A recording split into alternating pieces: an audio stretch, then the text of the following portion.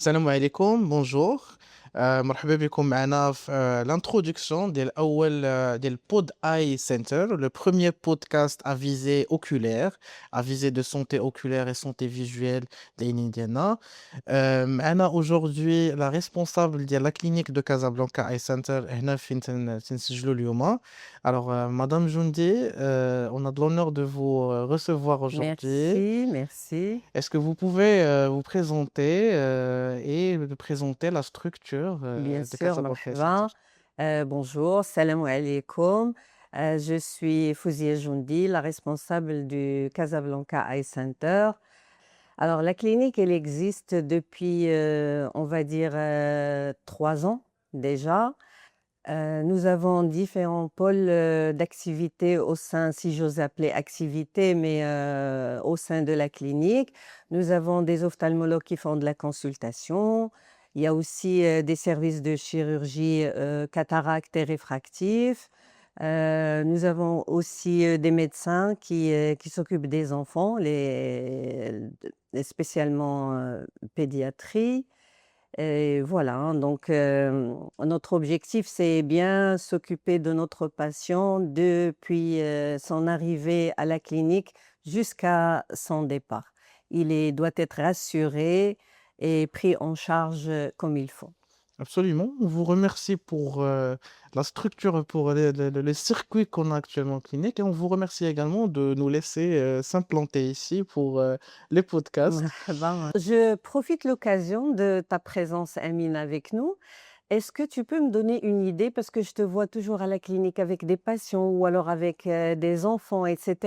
C'est quoi la différence entre ce que tu fais et ce que fait l'ophtalmologue?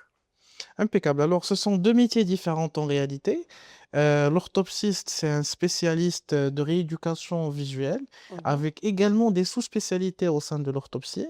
Peut être orthoptiste et spécialisé en chirurgie réfractive, peut-être en pédiatrie des enfants, parce qu'en myopie, on peut être des orthoptistes et sous-spécialisés en neurovision. Donc, il y a plusieurs sous-spécialités en orthoptie.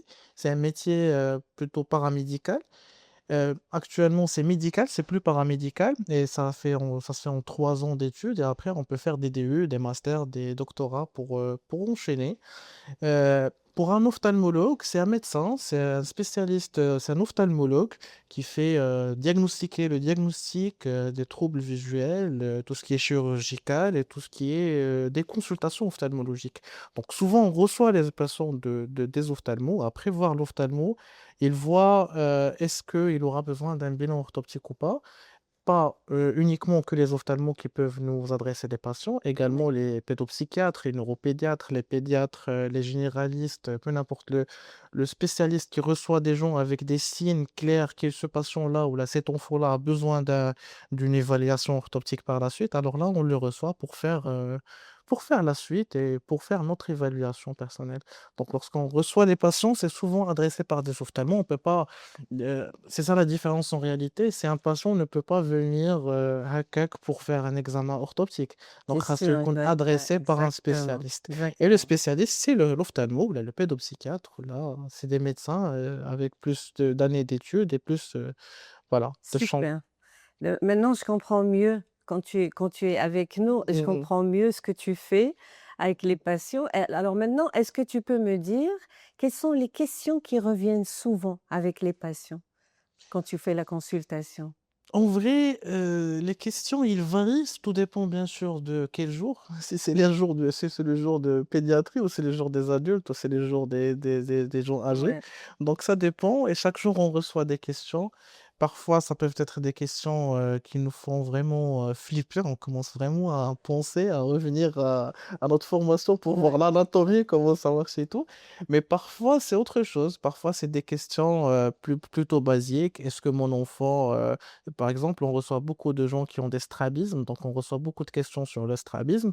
Est-ce que le strabisme, est-ce qu'il est né avec? Est-ce que c'est un truc qui peut partir? Est-ce qu'on peut guérir un strabisme? ouais, Est-ce qu'on les gens peut, s'inquiètent. voilà, est-ce que l'occlusion, c'est un traitement de strabisme ou plutôt de la vue? Donc il y a plusieurs questions en général, plusieurs questions qu'on reçoit au quotidien. Et voilà, dans le côté de neurovision, des questions, en rapport avec, tout ce qui est troubles de concentration, troubles d'hyperactivité, troubles de tel et la relation, enfin, pourquoi les jeux, en réalité, ils peuvent directement intervenir dans ce champ où les enfants, ils ont des difficultés d'apprentissage ou des difficultés, par exemple, de concentration, ou là de l'hyperactivité et cetera. Alors, j'ai une autre question. Oui. Vu qu'on a tout un service, pour les gens qui veulent enlever leurs lunettes ou le vivre sans lunettes, tu reçois les patients pour la pré-consulte Mmh. avant le médecin chirurgien. Alors ils sont, des fois ils sont contents déjà avant la consultation, une fois qu'ils sont ici: «À quand est-ce que je vais enlever les lunettes? Est-ce que, c'est je vais faire mon bilan et je peux être opéré l'après-midi?» Ça c'est le langage que, avant même de te voir. Maintenant, une fois qu'ils sont chez vous, chez Mmh. toi plutôt, quelles, questions ils te posent par rapport à avant? Comment ils sont avec leurs lunettes, les difficultés de tous les jours et après? Est-ce qu'ils te disent par exemple, quel genre de problème, si j'enlève les lunettes, est-ce que j'aurai des Oui. problèmes? Est-ce que je comment tu gères ce genre de Très bien. situation? On nous pose, très souvent ces questions parce qu'en réalité, une fois elle rentre chez l'orthoptiste, en toute sorte, un orthoptiste qui Mmh. fait de la préconsultation réfractive auto, le patient, il commence réellement le circuit parce qu'il commence à avoir des informations, il commence à vraiment C'est être, ça, très attentif tout à fait. tous les détails que tu dis, tous les mots que tu dis. Est-ce que tu portes toi-même des lunettes ou pas? Est-ce que tu Exact. vois? Donc c'est des petits détails. Après, Ouais. bien sûr, c'est moi qui commence par poser les questions. Est-ce que, depuis quand que vous portez les lunettes? Est-ce que vous portez des lentilles? Est-ce que vous avez tel? Pour quelles raisons vous souhaitez faire la chirurgie? Et cetera. Et bien sûr, ça fait partie du circuit, c'est pour voir les attentes du patient. Est-ce que les attentes du patient, elles sont plutôt réalistes ou irréalistes? Parce qu'avant de Tout à décider fait. éventuellement est-ce que la chirurgie réfractive pourra être, envisageable ou pas, ou plutôt est-ce que c'est possible de procéder à l'opération ou pas, tout dépend de la C'est-à-dire qu'on cornée, est de la vidéo. sincère par rapport au Voilà. discours avec le Exactement. patient. Il faut absolument être sincère, il faut pas les promettre des attentes plutôt irréalistes parce que des gens parfois ils viennent, avec une amblyopie par exemple, des gens qui voient même pas 10/10, ils voient 6, 7/10, ils veulent faire Mmh. du laser et voir Mmh. 10/10. Mmh. Donc là, il C'est faut pas possible. vraiment bien expliquer que si on a une amblyopie, c'est une amblyopie. Ce qu'on peut faire, c'est améliorer, c'est enlever, surtout c'est le mot que je préfère toujours dire dans la pré-consulte, c'est moins de dépendance aux lunettes. Vous pouvez en général, après l'opération, vous pouvez sortir, faire vos activités sans besoin de mettre les lunettes au quotidien. Absolument, parfois, si vous voulez travailler sur écran ou là, si par exemple vous êtes trop fatigué ou si vous voulez reposer un peu Mmh. les yeux, après Vous l'opération, vous pouvez pouvez mettre des petites ouais, lunettes de protection ou pas. Mais c'est ça, d'accord. c'est moins de dépendance, surtout lorsqu'on parle des formes myopes, des myopes, de myopie aussi importante et tout. Mais après, bien sûr, le laser, on nous pose beaucoup de questions. Qu'est-ce que je dois éviter après? Est-ce que l'opération elle est safe ou pas? Est-ce que d'après vous, je procède ou pas? Parce que toujours Mmh les mh. gens, ils sont un peu hésitants à ce stade-là.